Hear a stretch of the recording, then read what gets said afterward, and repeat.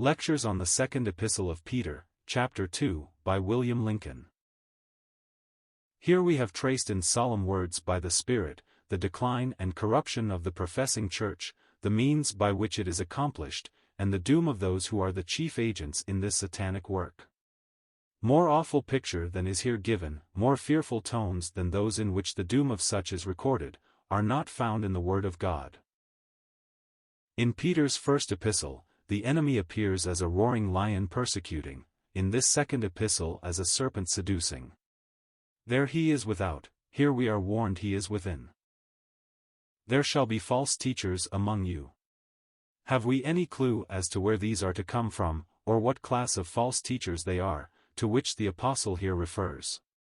We submit this can be gathered from a reference to the same apostle's words in his first epistle, chapter 5 verse 8, where he exhorts the elders not to lord it over God's clergy, as if he would mildly remind them that all God's people are his clergy or inheritance, as well as they, and forbids the attempt which was evidently already being made by certain presbyters, to regard themselves as a distinct class, far removed from and above the people. Here, in the second epistle, this evil has wrought, until through the perversion of their office it clearly appears in definite form, from which as the germ and bud, all the ecclesiastical distortions and perversions of sacred things followed, until the popery of the Dark Ages was reached, when the priest was above the civil ruler. Three inspired writers unite to tell us that these innovations are within. False teachers among you. Jude adds that they would creep in unawares, verse 4, and Paul informed the Ephesian elders that grievous wolves would enter in among them, not sparing the flock, Acts 20 verse 30. Of course they would not avow that they were such. This would not be in accordance with the craft of Satan. Wolves in wolves' clothing would never succeed. The doctrine these false teachers have to inculcate is said to be damnable heresies, or heresies of destruction, which, fully worked out, would destroy the souls of those that embraced them. This term heresy refers to some perversion of truth, rather than to groundless error. Such as putting the church in the place of Christ, or turning the institution of ministry into clerisy or priestcraft. Verse 3, through covetousness shall they with feigned words make merchandise of you. The motives of these ambitious men are here unveiled. In like manner Jude tells us, that they have persons in admiration because of advantage, v. 16. This is plain and awful enough. We might have supposed, ever had we not been informed, that there must be some worldly incentive to induce worldly men to enter the church and aspire to the ministerial office. And here we have it, money.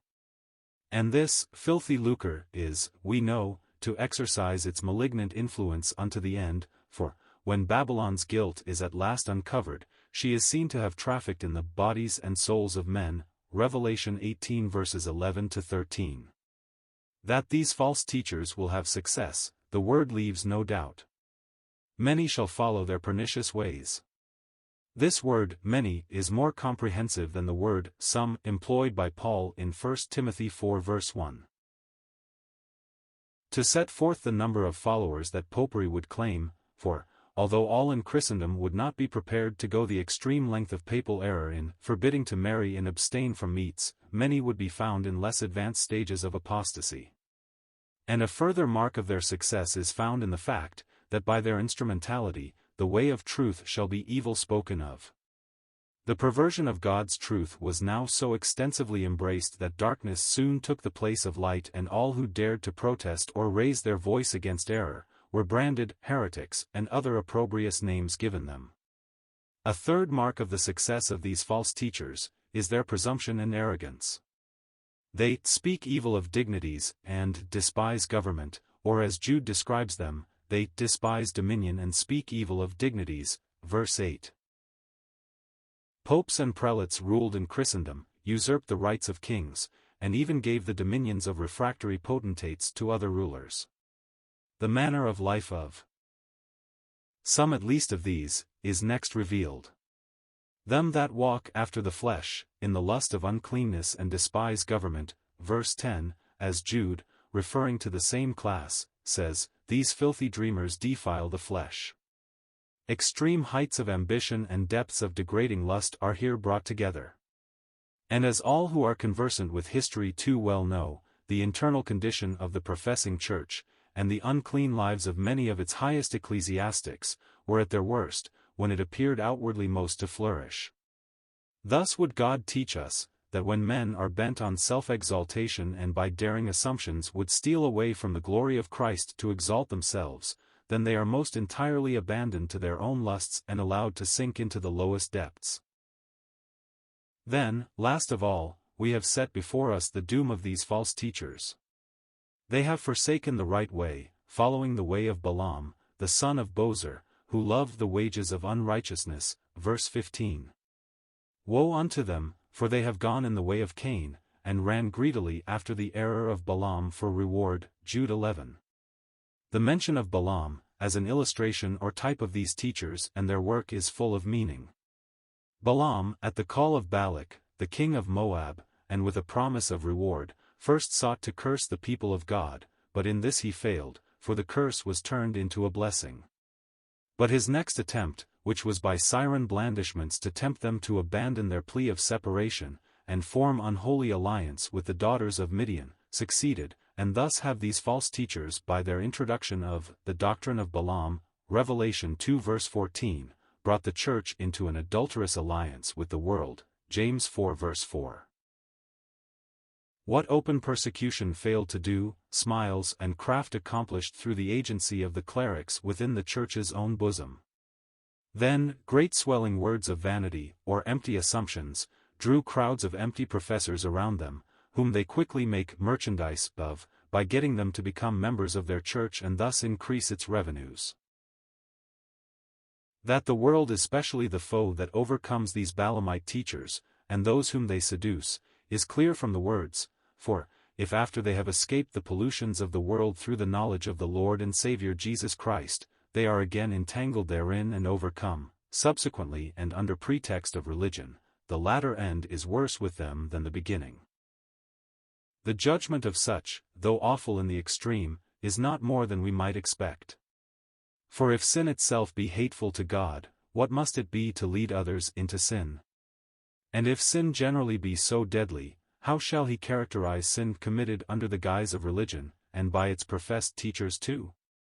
When the Lord was here upon earth, it was the false religious teachers upon whom he poured his severest invectives. To these he uttered the terrible words, "Ye shall receive the greater damnation," Matthew 23 verse 14. Similarly here, "To whom is reserved the blackness of darkness forever," verse 13. Terrible words. Oh, that some may be warned thereby, to flee while yet they may to him who is willing to save the chief of sinners. But the question may be asked, how about the many good and righteous men who have been and are connected with this world church? Will the Lord make no distinction between them and the guilty system of which they, to all outward appearance, form a part? This chapter supplies the double answer. First, by the very distinct statement, "The Lord knoweth how to deliver the godly out of temptation," verse 9, and then by the allusion to Lot, who, although a just man dwelt in Sodom, by his own choice, tormented his righteous soul from day to day by what he saw and heard, and barely escaped the doom of the cities in which he had chosen his dwelling place. So that in this scarcely saved. 1 Peter 4 verse 17, man, saved as by fire, 1 Corinthians 3 verse 17, having lost all but his life, we have the Lord's own answer to the question, which, while it shows that he will not suffer one of his own to ultimately perish in Christendom's last and awful judgment, nevertheless discloses his estimate of their sin of continuing in guilty complicity therewith. And as Lot sat in the gate of Sodom, so do good men by compromising what they know to be God's truth, rise to places of power in Christendom, vexed in soul over what they see, yet failing to obey the call of God. Come out from among them and be ye separate, 2 Corinthians 6 verse 17.